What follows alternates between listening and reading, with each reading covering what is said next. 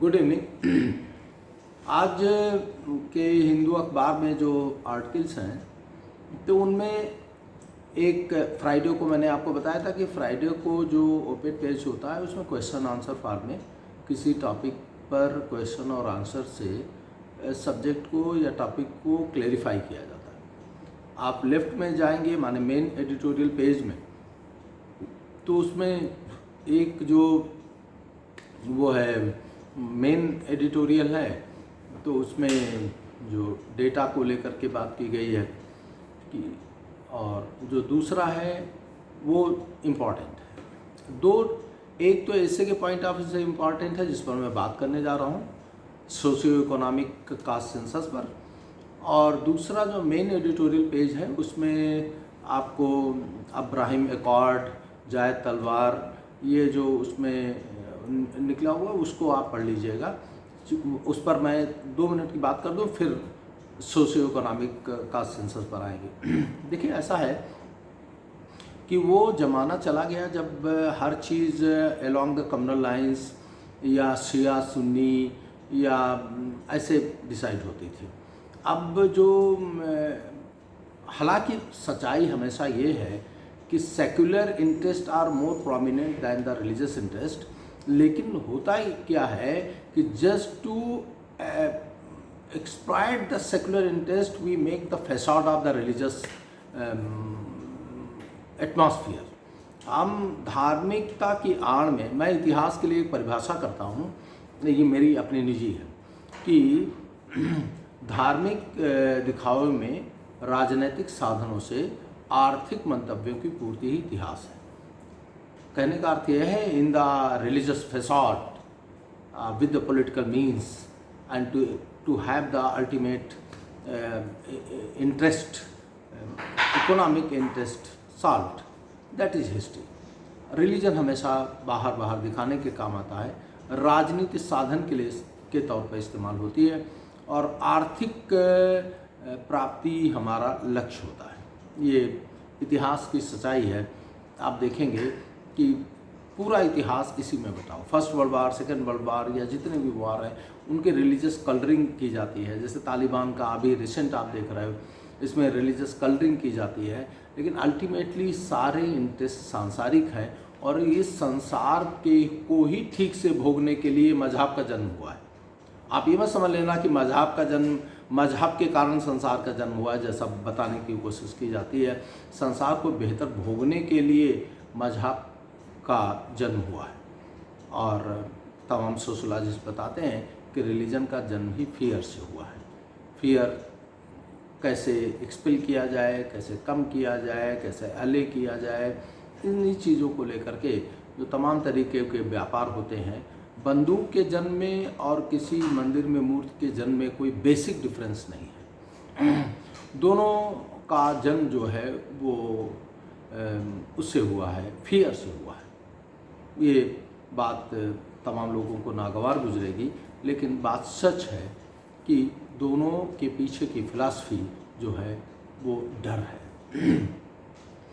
अब तो इज़राइल और यूनाइटेड अरब अमीरात और गल्फ़ कंट्रीज़ के बाद बढ़ती हुई नज़दीकियाँ, और उसके भारत के पास पहले ये समस्या रहा करती थी कि जैसे नेहरू जी ने इज़राइल से सामान तो मंगाया, आर्म्स मंगाए, लेकिन उन्होंने इज़राइल से कहा कि आप इज़राइल का झंडा अपने जहाज़ पर मत लगाएं, क्योंकि गल्फ़ के लोगों को दिखाई ना पड़े कि हम इज़राइल से कुछ ले दे रहे हैं। लेकिन अब ज़माने बदल गए हैं, हम इज़राइल से भी उतने अच्छे संबंध रख रहे हैं, और उतने अच्छे संबंध जो है वो हम गल्फ़ कंट्री से, माने अमीरात से रख रहे हैं, इस्लामिक अमीरात से रख रहे हैं। तो एक वो टॉपिक है जो दोनों चीज़ों के लिए इम्पॉर्टेंट है। उसमें जो फैक्ट्स हैं वो भी आपके प्रीलिम्स के लिए इम्पॉर्टेंट हैं, और मेंस मैंने आपको हमेशा बताया है कि West Asia, Central Asia, South East Asia, South East China Sea, ये आपके ज़्यादा नज़दीक हैं, इसीलिए इन पर सवाल बनने की ज़्यादा चांसेस हैं। अब जो हम जिस पर बात करने जा रहे हैं वो आप उस पेज पर पढ़ेंगे, ओपेड पेज पर, जिसमें कास्ट सेंसस की बात की गई है, और उसमें सोशियो इकोनॉमिक कास्ट सेंसस की बात की गई है। देखिए, कास्ट बेस्ड जहाँ तक सेंसस का सवाल है, जनगणना का सवाल है, वो अंग्रेज़ों ने 1881 में पहली बार जाति आधारित जनगणना कराई थी। और अभी पिछली मनमोहन सिंह जी की सरकार के समय 2011 में सोशियो इकोनॉमिक सेंसस हुआ था। अब सवाल ये उठता है कि ये जनगणना होनी चाहिए कि नहीं होनी चाहिए। जो वो अखबार की जो थीम है पहले वो हम डिस्कस कर देते हैं और फिर अपना इंडिपेंडेंट ओपिनियन आपके सामने रखते हैं। अखबार की थीम ये है कि उसे कराया जाना चाहिए, और कराया जाने में लेकिन दो उसमें वार्निंग दिए गए हैं। एक तो कराए जाने में इंटेग्रिटी मेंटेन होनी चाहिए, कराया जाए तो ठीक से कराया जाए और नहीं ना कराया जाए। माने उसकी जो थीम है वो ये है कि गुड एंड ट्रांसपेरेंट सेंसस ही होना चाहिए, इंटीग्रिटी सेंसस में होनी चाहिए। माने instead of doing a bad census it is better to not together all together do a census. माने खराब तरीके से या छुपाए गए तथ्यों के साथ जनगणना कराई जाए, उससे बेहतर है जनगणना ना कराई जाए। तो मैसेज साफ हो गया, जनगणना कराई जाए लेकिन डेटा को छिपाया ना जाए।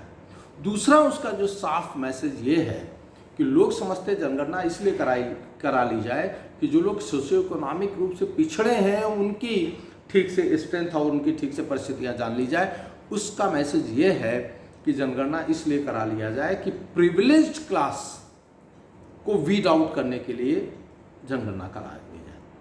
मैं ज़्यादातर लोगों का मानना है, लोहिया सहित हिंदुस्तान के बड़े विचारकों का कॉन्स्टिट्यूएंट असेंबली में जो बहस हुई उसमें सब लोगों का कहना था कि आप देखें शुरू से आरक्षण शेड्यूल कास्ट और शेड्यूल ट्राइब को तो दिया गया, लेकिन ओबीसी के आरक्षण को लेकर के कहा गया कि इसमें सरकार के पास एक पावर है कि ओबीसी को लेकर के एक इन्वेस्टिगेशन करा लिया जाए, लेकिन उनको जाति के आधार पर विभाजित ना किया जाए।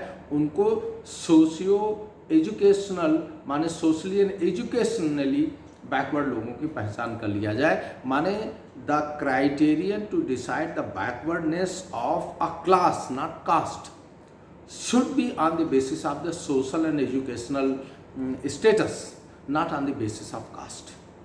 ये था। क्यों भाई आरक्षण क्यों दिया गया? आरक्षण के पक्ष में कोई नहीं था, लेकिन आरक्षण 10 साल के लिए क्यों दिया गया? क्योंकि भारत के संविधान निर्माताओं का, भारत के नीति निर्माताओं का, भारत की लीडरशिप का ये सपना था कि भारत का समाज जाति विहीन हो जाए। There should be no caste as such। माने हम सारे भारतीय हो जाए, ब्राह्मण क्षत्रिय वैश्य दलित के बीच में विभाजित ना रहे, ये सपना था। इसीलिए ओबीसी को लेकर के कास्ट की जब बात आई तो इसका पहला जो ओबीसी को लेकर के कमीशन बना, कालेकर कमीशन, उसको नहीं माना गया। इंदिरा जी ने, कांग्रेस ने जो बीपी मंडल का जो दूसरा कमीशन बना उसकी रिपोर्ट्स को इसी आधार पर खारिज किया गया कि बीपी मंडल ने जो पिछड़ेपन की पहचान थी वो जात के आधार पर कर दी। कांग्रेस का माने इंदिरा गांधी जी का मानना ये था चूंकि आरक्षण का आधार जाति बना दिया गया है, पिछड़ेपन की पहचान जाति बना दी गई है, इसलिए इसे हम लागू नहीं करेंगे। उन्होंने नहीं लागू किया। मगर अब सवाल इस बात का है कि जब आरक्षण जाति के आधार पर दिया जा रहा है, SC ST के अलावा ओबीसी को भी, तो जाति के आधार पर जनगणना क्यों ना कराई जाए? जब किसी को ओबीसी का आरक्षण मिलता है तो उसका आधार जाति है। नायब तहसीलदार SDM जाति का सर्टिफिकेट जारी करते हैं, जाति लिखी जाती है बाकायदा, उसी के आधार पर आरक्षण बनता है। तो जब सर्टिफाइड हो जाता है कोई क्लास कास्ट के रूप में, तो जाति विहीन समाज का निर्माण कहाँ हो रहा है? तो अब तो बेहतर यह है कि सोशियो इकोनॉमिक का सेंसस कराया जाना चाहिए। अभी इस अखबार में ऐसा निकल के आया, आज का जो आर्टिकल है उसमें कहा गया कि जो यूनियन गवर्नमेंट है, माने जो बीजेपी NDA 2 है, ये इसको इसलिए नीतीश कुमार ने मांग किया कि जात के आधार पर गणना करा लिया जाए। 2011 में सोशियो इकोनॉमिक कंडीशन पर सेंसस कराया गया। इसके अलावा कर्नाटका ऐसा प्रदेश रहा जिसने अपना कराया, इसके अलावा कहीं नहीं कराया गया। नीतीश कुमार ने दबाव बनाया। इस अखबार में जो इसका जो टोटल जो समरी है वो ये कह रही है कि चूंकि आज की सरकार जो NDA की सरकार है, बीजेपी लेड जो गवर्नमेंट है, सवर्ण इसका रिजर्व वोट बैंक है, और ऐसा मैसेज जाता है कि जैसे जाति आधारित जनगणना करा लेने पर सवर्णों का नुकसान हो जाएगा, जो ओबीसी का रियल नंबर है वो बाहर आएगा, ये बहुत ज़्यादा होगा, हो सकता हो। लेकिन उसमें एक बात और लिखी गई, कर्नाटका ने कराया। कर्नाटका ने कराया तो एक जो एक वो बना हुआ था कि लिंगायत वहाँ का सबसे डोमिनेंट और सबसे ज़्यादा क्वांटिटी में, सबसे ज़्यादा नंबर में कास्ट है, तो वो मालूम चल गया कि वो नहीं है, वो गलत है। तो कहने का अर्थ ये है कि ऐसा भी हो सकता है कि तमाम लोगों के मंसूबों पर पानी फिर जाए और तमाम लोग जो ऐसे हैं उनको अच्छा भी मिल जाए, एक बात। दूसरा तो उसमें ये आ गया कि जो आज की सरकार है उसका सवर्ण एक रिजर्व वोट बैंक है। दूसरा, बीजेपी का सबसे बड़ा वोट बैंक ओबीसी है, जिसे वो खोना नहीं चाहता। तो एक तरफ वो अपने रिजर्व वोट बैंक को रखना चाहता है और दूसरी तरफ ओबीसी वोट बैंक को इंटैक्ट रखना चाहता है। तो सब मिलाकर के इससे मैसेज क्या जा रहा है? मैसेज ये जा रहा है कि सोशियो इकोनॉमिक कास्ट सेंसस कराने पर सवर्णों को नुकसान होगा। और कुछ लोगों का कहना है, जैसे आज ही मुझे कुछ जो बड़े थिंकर माने जाते हैं बीजेपी के, ऐसे लोगों से मैंने बात किया तो उन्होंने कहा चूँकि जाति आधारित जनगणना हमारे मूल स्वभाव के विपरीत है, चूँकि हम जात विहीन समाज चाहते हैं, ये बड़ी आइडियलिस्टिक बात है, इसलिए हम जाति आधारित जनगणना का समर्थन नहीं करते हैं। सवाल ये उठता है, एक होम्योपैथी में कहावत कही जाती है, माने होम्योपैथी का एक फार्मूला है, सिमिलिया सिमिलबस क्यूरेंटस, जहर जहर को काटता है। तो if the caste is an abuse, Gandhi ji ने भी कहा है कि भारत स्वर्ग है, लेकिन जातियों और छुआछूत के रहने के कारण भारत नर्क है। तो माने if Indian society is without caste and without untouchability, it is the heaven on earth. तो जब आपने कास्ट को बेसिस बना करके आरक्षण न केवल SC/ST को दिया है बल्कि ओबीसी को दिया है, तो क्यों ना सोशियो इकोनॉमिक बेसिस पर कास्ट सेंसस करा करके वास्तव में जो लोग ओबीसी हैं उनकी पहचान कर ली जाए, एक बात। दूसरा, मैंने पहले शुरू में कह दिया, जो अखबार का थिंकिंग है, इस आर्टिकल की थिंकिंग है, वही मेरा भी मानना है कि केवल इसके लिए नहीं कि those who are socially and educationally backward, economically backward, इसलिए भी करा लिया जाए कि those who are privileged are not beneficiary of this instrument of social transformation, इसलिए करा लिया जाए। जाति विहीन समाज की कल्पना तो उसी दिन से समाप्त है जिस दिन से जाति के आधार पर संवैधानिक रूप से चुनी गई सरकारें जाति सर्टिफिकेट जारी करती हैं। जाति तो अनंत काल तक बनी रहेगी, जब तक इस संविधान पर आधारित संसदीय प्रकार की फर्स्ट पोस्ट पास सिस्टम की सरकार रहेगी, जब तक ये 30, 35, 40% की मेजॉरिटी से सरकार बनने का कॉन्सेप्ट बना रहेगा, तब तक तो अब जाति विहीन समाज की कल्पना निराधार है। तो जब जाति के आधार पर आरक्षण है, जाति की सर्टिफिकेट सरकार के संस्थाओं द्वारा जारी की जाती है, तो अब सामाजिक आर्थिक परिस्थितियों का विधिवत मूल्यांकन कराने में क्या दुश्वारियां हैं? मेरा ओपिनियन ये है कि आरक्षण जिस कारण दिया गया है उस कारण को ठीक से पाने के लिए आवश्यक है कि सामाजिक आर्थिक जाति जनगणना करा ली जाए, जिससे कास्ट न्यूट्रल पैरामीटर्स ठीक से सेट किए जा सकें कि those who deserves to be protected और and those who deserve to be discriminately promoted, उनको आरक्षण का ठीक से फायदा मिल सके। And those who are so called socially and economically forward, if they don't come under the domain of forward umbrella, under the domain of forward, if they are not socially and economically that much forward as they are considered otherwise, if they are also coming under the protection of this umbrella of reservation, तो they should also be provided.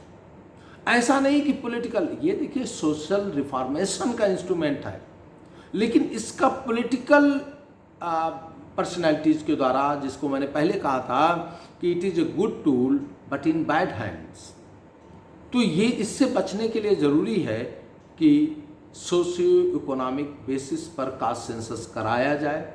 उसमें दो चीज़ों का ध्यान रखा जाए कि neutral agency के द्वारा कराया जाए, दूसरा डेटा को लेकर के 100% ट्रांसपेरेंसी बरती जाए, और जो कुछ सामने आना है, हो सकता है कि 2, 4, 5, 10 साल इस सेंसस के कारण समाज में थोड़ी उठापटक आए, थोड़ी दुश्वारियां आए, लेकिन लंबे दूरी में और भारत के समग्र प्रभुत्व और उसके समग्र कल्याण के लिए ये आवश्यक है कि सोशियो इकोनॉमिक सेंसस करा लिया जाना चाहिए, ठीक से करा लिया जाना चाहिए।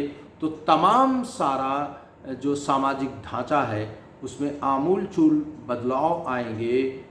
Cast neutral, region neutral, religion neutral और तमाम सारे न्यूट्रल जो हैं वो पैरामीटर्स बनेंगे। तमाम लोग बाहर होंगे और तमाम लोग अंदर आएंगे, लेकिन उसके उपरांत जो सामाजिक बदलाव होगा, भारत में जो बदलाव होगा, वो निश्चित रूप से ज़्यादा उचित होगा और ज़्यादा लाभकारी होगा, और आरक्षण का ज़्यादा समुचित उपयोग और बेहतर उपयोग उसके परिणाम स्वरूप हो सकेगा। इसलिए मेरा मानना है कि ये कास्ट माने सोशियो इकोनॉमिक कास्ट सेंसस करा लिया जाना चाहिए।